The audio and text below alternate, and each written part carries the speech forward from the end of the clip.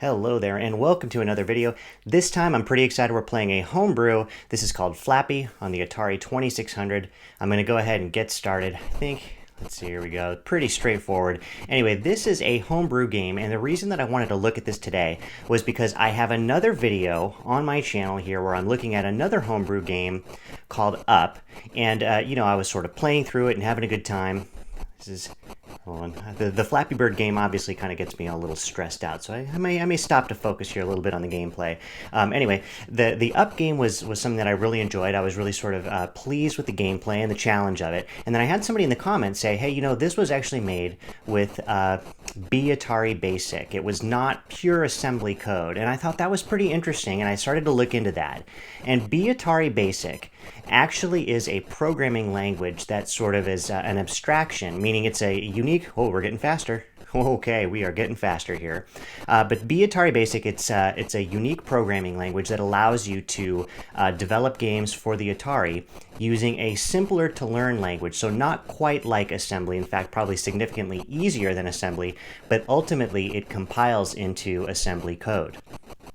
And I found that project pretty interesting. I went to, whoa, we're getting faster. Getting faster. So part of my challenge here is to talk to you about batari Basic while I try to get through this game. And we'll talk about the game in a little bit.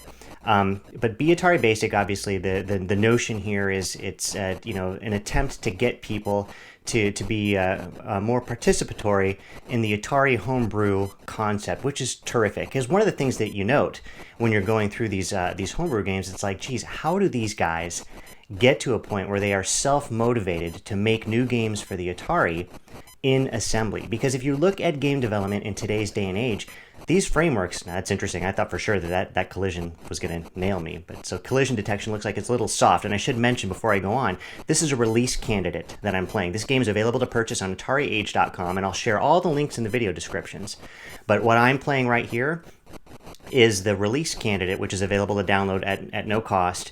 It's unfinished, but close to finished, and you can look for that link in the video description below.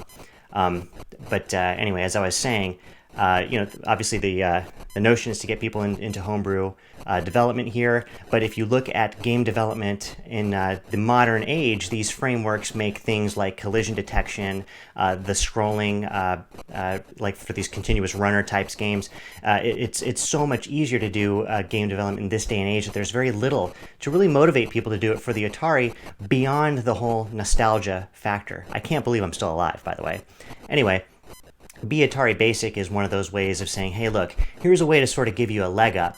It's going to let you get into Atari development without having to learn assembly, so to kind of push you along. And I think originally the idea, if you look at the website, which is also in the video description, if you look at the website for batari Basic, this is getting hard, by the way, you'll see that the original intention was to get people into assembly programming, sort of to just kind of push them into it, to nudge them softly into assembly programming. But as the project continued, it became more of an independent type of thing, meaning you can actually develop fully working games using, batari Basic. So anyway, with that said, batari Basic is so slow when you restart the game after you're used to that speed. That's funny. But batari Basic is really sort of a way to get people into developing for the Atari. It may very well have some limitations. I've never used it myself, but it ultimately allows you to create fully working, distributable games for the Atari 2600, and that's what we're looking at right here. So obviously, this game is sort of a clone of Flappy Bird, but the author of this game, who left some comments, said, hey, we're trying to make a game here that's maybe based on the idea of Flappy Bird, but isn't a complete copy, something that's a little unique. And I see his point. Flappy Bird became sort of popular, and he points this out as well in my comment section. But he said that Flappy Bird became popular because it was so ridiculously hard, and he's absolutely right about that. In fact, it's funny, if you get into game development, you'll find that Flappy Bird is one of the ones that often gets exposed as a pretty common tutorial, and it teaches you how to sort of mimic the physics of Flappy Bird, which are terrible. I mean, it makes for a really kind of terrible game, but because it was so terrible and challenging as a result, it became popular. It was almost like a challenge to see how far you could get in this game, despite it being sort of terrible. And he's not doing that. He's actually trying to create a game that's enjoyable, something that's fun to play. So it's not impossibly hard. You definitely have some physics that you have to depend on, because when you're up high, you have to sort of drop and go down low, but then catch yourself and start flapping to get back up. So it's a really good game. But it is a game that, just like the other one that I showed you, that's a homebrew for the Atari 2600, this one is also developed using Atari Basic. A really cool game. And it gets, obviously you saw, it gets more and more challenging the more that you play. So again, another really great contributor to the Atari 2600 homebrew community. I really appreciate his comments on my other video. It really kind of opened my eyes to what he was doing and his game, which is terrific.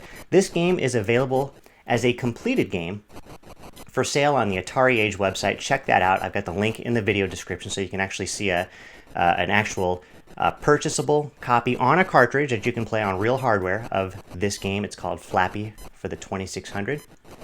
And there it is. You're looking at it. Cool stuff. Fun stuff. Hard stuff. It's a fun game.